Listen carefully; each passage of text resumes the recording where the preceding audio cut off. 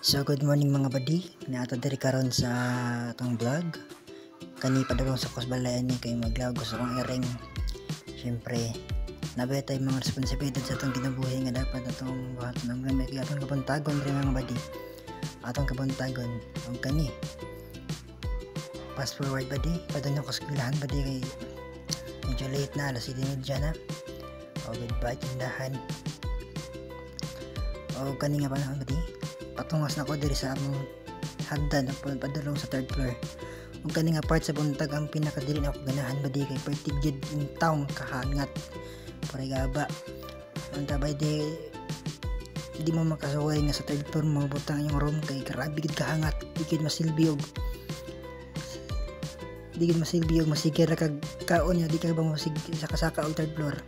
Fast forward ta ba di. Og karon na natas mi odto ba di. Nag-activity mi din karon sa among ang science. Wala niya kasabot kung unsa na among gihimo diha basta kay gipa project ni ma'am.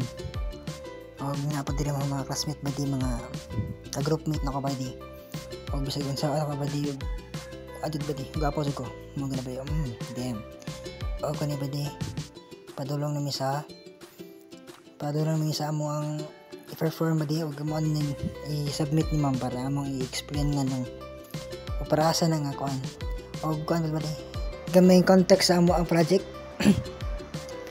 Kana sila musiga na ba di ping pong bola ba di niya flashlight then makita ni sa sulod niya ug makita na wala siga di ba di science ba di science nga na ma-reflect ang usa ka energy para ka nagbumbilya ba di nga mahatag og energy sa atong bumbilya ug musiga na sa atong ping pong bola reflection na ba di og ba di kani nga vlog ba di nakaka-create ko ani kan ba di vlog ko ano ba di og diri lang sir tataman ba di goodbye and thank you ba di.